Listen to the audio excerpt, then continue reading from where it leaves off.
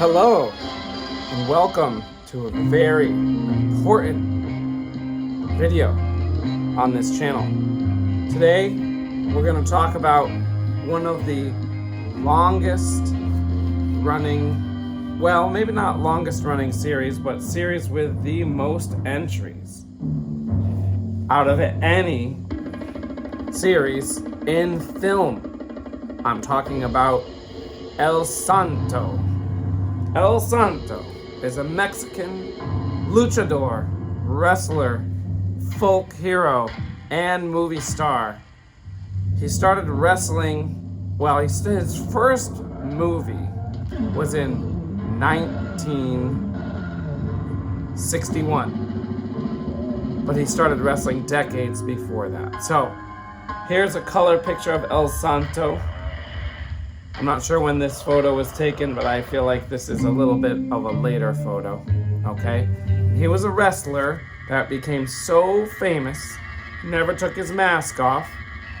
You may or may not know that masked wrestling has been a popular sport in Mexico for decades and decades, since I think 30s or maybe earlier. Not all the wrestlers wear masks, but many of them do.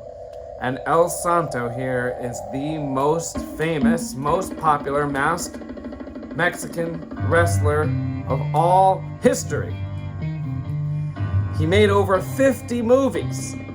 He got so popular from wrestling, he started being the main hero in movies in the early 60s. He was so popular that other wrestlers kind of copied his style, such as Blue Demon. Here's a picture of the two together, and actually, Blue Demon himself became very popular, and then he started making movies in the mid-60s. This is a picture of the two of them later. This is actually a shot from a 70s film. And by that point in time, they would do this thing where they would basically wear suits, but still they had the wrestling masks on. El Santo, if I'm not mistaken, his true identity is not publicly known, although Blue Demon did have his identity made public at one point before he passed away. Neither one of these two are still alive. Okay, so the first Santo movie is Santo Contra Cerebro del Mal, which means Santo versus the evil brain. Now, a lot of these movies were completely unavailable in English for a long time, and very, very recently, it was announced that many El Santo movies are being restored in 4K and released on 4K home format very soon. Now this, I think, has stirred up some more interest in the films. Enough interest that it was possible for me to get some of them either dubbed or, even better, in Spanish but with English subtitles. A lot of these were not available a couple of years ago because I would have done this then. I was aware of these movies, but I could not find almost any of them with any kind of English. So I actually haven't watched this one. Like I said, there's over 50 of them, and the main chunk of them were all in the 60s. So I couldn't watch them all. I couldn't access them all, and then some of them, I kind of just decided I would watch the horror one. So a lot of them are horror related, where Santo fights monsters, and then a lot of them are more like where he fights gangsters and stuff. Unfortunately, most of them are not that good, so I really couldn't watch 50 of them. But anyway, here's a poster of the first one, which is kind of interesting because he's got a machine gun on the poster, and none of the Santo films I've seen have featured him shooting a gun. But anyway, that's the poster, directed by Joaquin Cordero. All right, next, and I'm not showing every single Santo film that ever existed, but now, after that first one, I'm just going to show the horror-related one. So the first Santo horror film was Santo Contra los Zombies, which is Santo versus the zombies. It's not very good. This is 1962 or 2, I think, 1962. And this, of course, is before Night of the Living Dead. So in these days, zombies were basically victims of voodoo spells, and they just look like regular people. So that's like not that exciting from our horror point of view.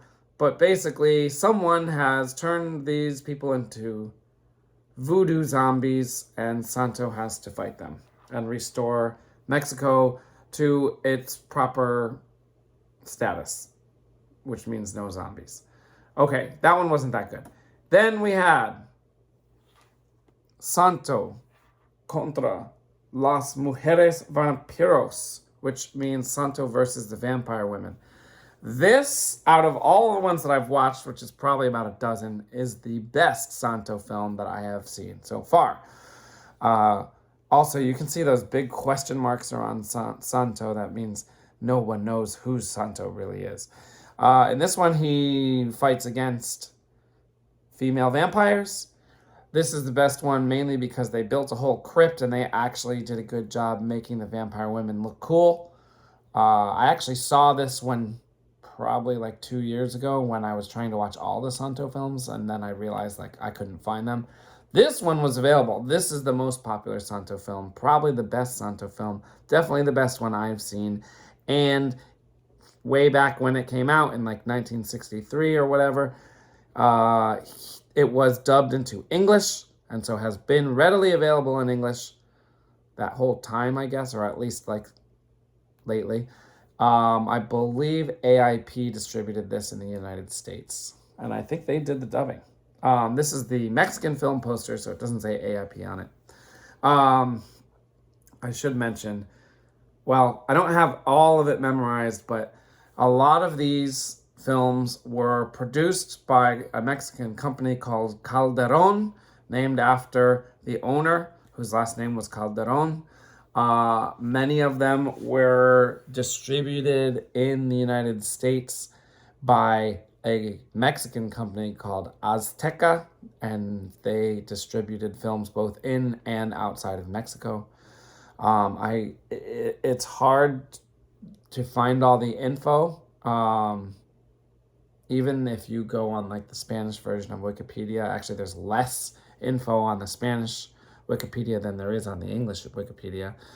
But I think Calderon like distributed a lot of their stuff themselves and didn't go through Azteca unless they were going outside the country. But other companies used Azteca in Mexico, I think, at least from what I could gather.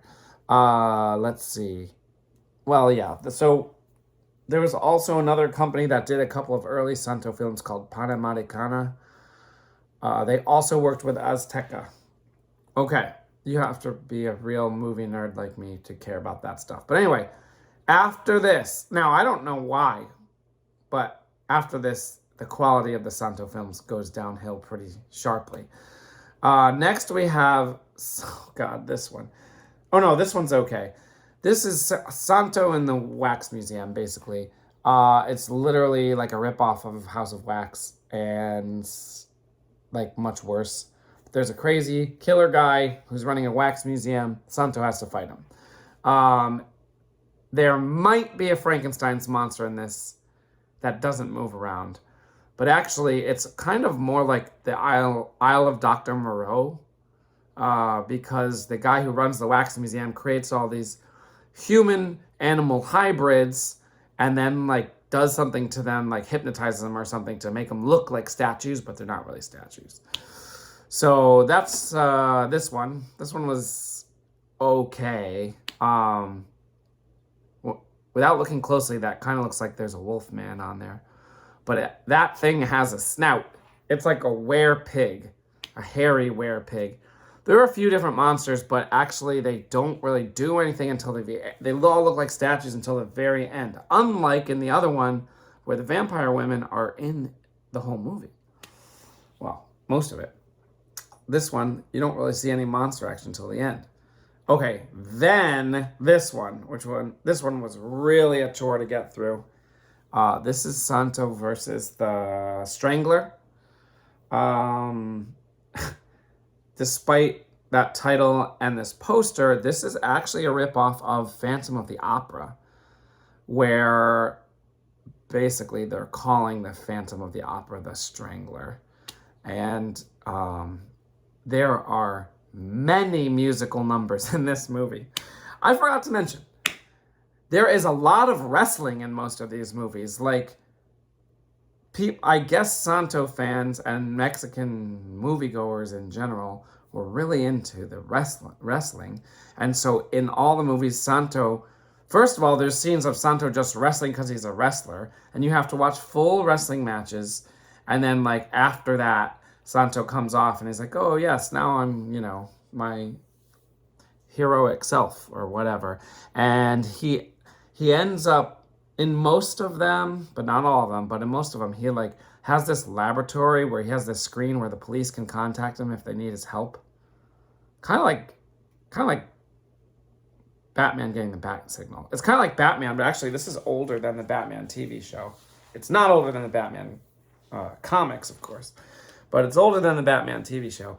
Anyway, so there's like a significant portion of runtime that is wrestling, and then he usually either wrestles the monsters or something like that. Like in the zombie one, he wrestles the zombies, but again, they're just regular people that have been put under a spell. And in this one, he wrestles, but he's always wrestling people.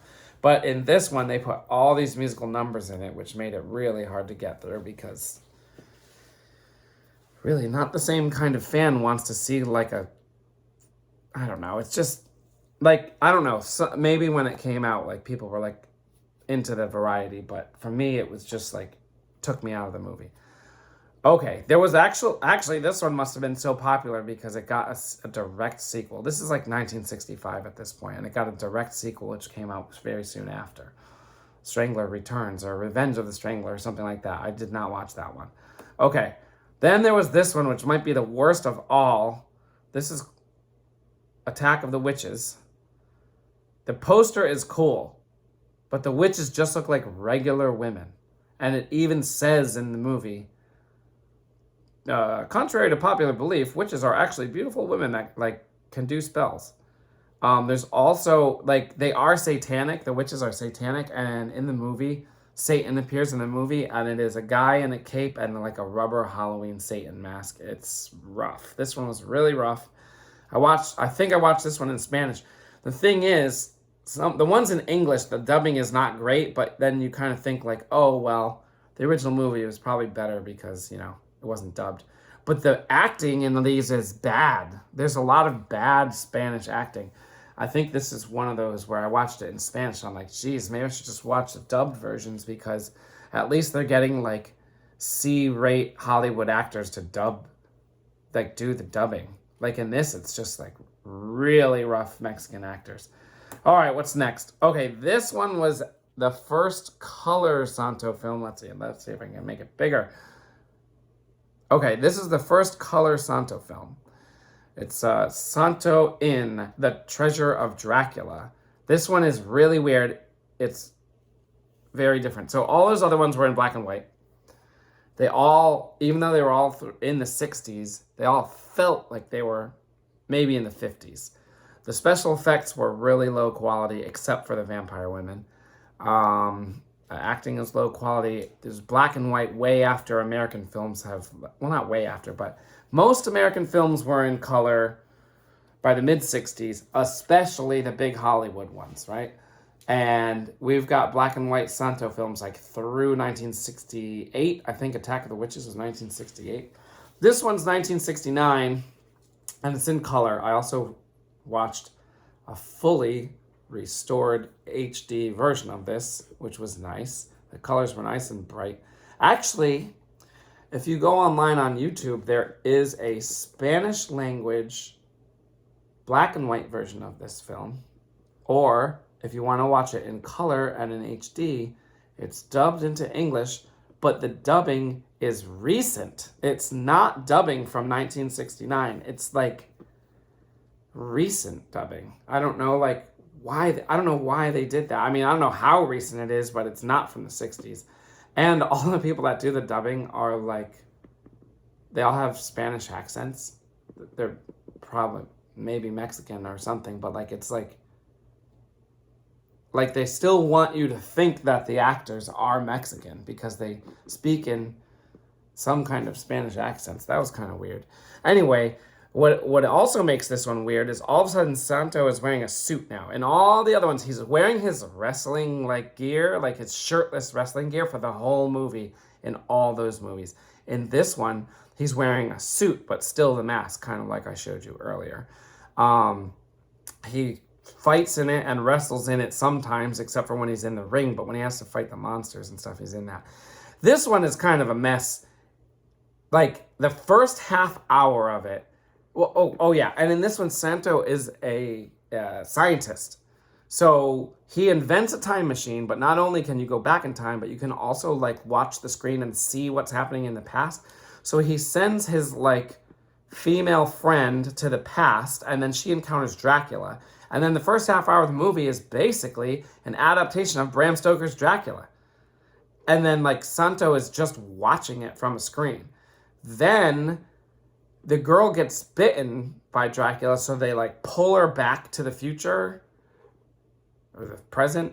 And then, like, this one really doesn't fit with the other ones. Santo decides that since no one believes he invented a time machine, he's going to use it to steal Dracula's treasure and then use that money for, like, more scientific experiments. Like, it's really strange because the character of Santo has never done anything like this before. So it wasn't that great, but the color was nice and it was in good quality. Okay, so that's all the Santo horror films that I could find before the one we're really going to focus on. But the one we're really going to focus on, let's get back to it here. I got to shrink it and then move on. The one we're really going to focus on features Blue Demon. Now, we don't call him El Demonio Azul, which is how you say Blue Demon in Spanish. Because in all the movies that are in Spanish, they call him Blue Demon, which is not how you would say Blue Demon in Spanish. They are like saying it in English with a Spanish accent. Anyway, this is the first Blue Demon film I did. This is like 1965, so we're going back a little bit. I did not find this one, couldn't find it. Apparently he has to fight a mad scientist who, like, creates a werewolf or is a werewolf or something like that. Couldn't find this one. But I did find this one, Arañas Infernales, which means infernal spiders or hellish spiders. This one could have been good if there were any money going into it. Basically, aliens invade Earth. The aliens are giant spiders from another planet. However, there wasn't enough money to make them look like spiders, so they used their alien technology to make themselves look like humans. And of course, Blue Demon has to wrestle them. Now, for some unexplained reason, they cannot turn their leader into a human. So their leader remains a spider. Because obviously, if you have a movie called Infernal Spiders, you want to see some spiders. They only had enough money to make one. So they made the leader a spider, and all the other spiders are actually humans, and the actual spider looks like garbage. So they keep it in the shadows the whole time, and you can, like, kind of, sort of see it, but not really. There's some webs that are really just cargo nets, and this one was pretty rough. The story was okay. The story was more interesting than most of those Santo movies, but the actual effects were horrible. And the highlight, though, is at one point, one of the humans that's really a spider wrestles Santo, and when he starts to lose, he turns his hand into a spider. That doesn't make sense, but that's what he does. So he turns his hand into a spider and tries to bite Santo with it. But Santo doesn't get bitten, but then later he, like, touches somebody else with the spider hand and the guy dies instantly. So I guess that means, I think I just said Santo when I meant Blue Demon. Anyway, that's the deal. Okay, so there's plenty of wrestling in this one too. Then we have this is made in 1966, not released till 1968 as this one. made in 66, released in 68, black and white. This is The Shadow of the Bat. This one is another film that's a ripoff of Phantom of the Opera, except it's like Phantom of the Wrestler. But there's a wrestler named the Bat who, his wrestling mask looks like a bat's wrestling mask. It's not an actual bat. It's not a vampire. It's a guy in a bat mask. And he wears the bat mask because he had an accident and his actual face is like scarred. Just like Phantom of the Opera, right? But like he wore the bat mask before that too. But now he like really has to wear it because he doesn't want to show his ugly scarred face. But the bat mask is disgusting looking. Like the bat mask is uglier than his ugly face. And then the rest of his body is like in shape because he's like a wrestler. So anyway, he finds a singer and like abducts her. He has a sidekick who is a murderer. And the bat is actually not a murderer. He's just a recluse and like yearns for his glory days of wrestling before he had his accident. But he has this assistant who kidnaps people for him so that he can wrestle them. And then after he wrestles them, the assistant ends up killing them. So everyone thinks the bat is a killer, but really his assistant is a killer. Then halfway through the movie, the bat abducts this woman and says, if I can't have you, I'm going to kill you. So now he is a killer, but not really because he hasn't killed anyone. This movie's a mess, okay? There's a lot of wrestling in it. But the story is somewhat interesting, but it's not very good. Okay. Now we're going to get to the one that we are talking about, which is Santo. Now, in Spanish, it's Santo and the Blue Demon. Actually, this says Santo el Enmascarado de Plata y Blue Demon contra los Monstruos, which actually means Santo, the Silver Mask, and Blue Demon versus the monsters. However, they don't actually, like, Blue Demon and Santo are against each other in it. But before we talk about it, let's talk about the director. The director was Gilberto Martinez Solares. And this guy was a major Mexican director since the 30s, okay? This movie came out in 1970, okay?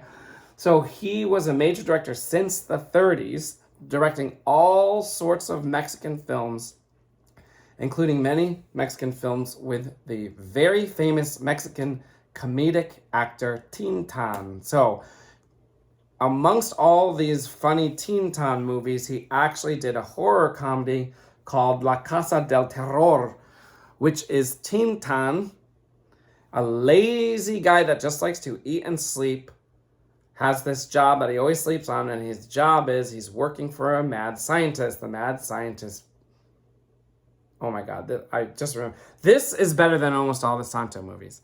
The mad scientist steals a mummy that's on display at like a museum, steals the mummy, and then using his scientific invention, unmummifies the mummy, de-mummifies the mummy. Well, it turns out that this person was mummified because they were a werewolf. And who plays the mummified werewolf? Lon Chaney Jr., the actual Wolfman from the actual Universal Studios famous monsters films. He was the original, well, not the original, but he was the Wolfman in 1941. And he also, as you hopefully know, played the son of Dracula. He played Frankenstein's monster. He played the Mummy in 3 of the Universal Mummy films, and he played the Wolfman in even more. I actually don't think Lon Chaney Jr. is that great of an actor, but he's decent, and he's very famous. He usually plays monsters, I think, because he's not that good of an actor. But anyway, like he's good at like running around and growling and stuff like that. But anyway, this Mexican company actually got Lon Chaney Jr. to reprise his role as a werewolf and a mummy in this movie. And the movie is pretty funny. Teen Ton is like kind of funny. I'm sure it would have been hilarious in 1960 when this was made. Teen Ton is like a 40s and 50s funny guy. So like for me to think he's funny at all, I feel like is saying something. It's 2022. So anyway, this movie was pretty good. And then the same director directed this. These two guys on the cover. This is called El Camino de los Espantos, which means the Walk of the Specters. The English version calls it the Specters Road. It could also be the Ghosts Road or the Walk of the Ghosts or something like that. Depends how you want to translate it. The stars in this one are Viruta y Capulina. This came out in 1967. And this was a comedic duo, kind of like Abbott and Costello, but in Mexico. Viruta y Capulina. And they were very famous and popular. And this was the last movie they ever did. And it was directed by Gilberto Martinez Solares. And it was pretty good. And after this, the two split because I guess they had an argument, or I think Capulina was saying like, you know, I'm funnier than you or whatever. So they split. And then Capulina remained successful, and Viruta kind of like, his career like pretty much went downhill after that. So this is their last movie together. This one was also pretty good and pretty funny. Only thing is, it's kind of more like it's not really a horror movie. It's more like a Scooby-Doo type thing. There's like, oh, I remember. Actually, it was pretty good. This like train bridge goes out, and these two guys have a truck. So all these people pay them 500 pesos each, a piece, to like take a ride on their truck, and then their truck gets like broken down in these haunted woods, and then there's a haunted house, and they go in there. They have to like basically fight all these ghosts, except it's more like a Scooby-Doo situation, if you know what I mean. And if you don't, I'll let you figure that one out. But yeah, this is more like a Scooby-Doo movie. Okay, so director Solares finally is going to do a Santo film. Let's see if we can get that a little bigger.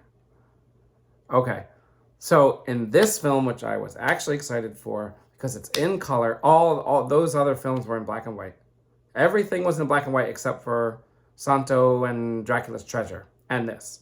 This is in color, okay? I'm watching it in Spanish, not English, so I don't have to listen to horrible dubbing. And there's all these monsters in it. So basically, this is a bad movie. It gets a 5 out of 10. I can't even spoil it for you because there's like no plot. Basically, Santo and Blue Demon are about to go on vacation. They're friends, and there's a mad scientist who like captures Blue Demon, I think he gives him an injection or something like that, and then clones him and keeps the real Blue Demon like on a table, like in a coma or something. And then clone Blue Demon, which of course is played by actual Blue Demon, becomes like one of his minions. And his other minions include Frankenstein, which is actually Frankenstein's monster, but they're just calling him Frankenstein, which I think adds to the whole confusion over that. We don't need to get into all that. A vampire, not Dracula, but just a vampire. So they have the actual Frankenstein's monster calling him Frankenstein, and then they just have a vampire. They also have a mummy, okay?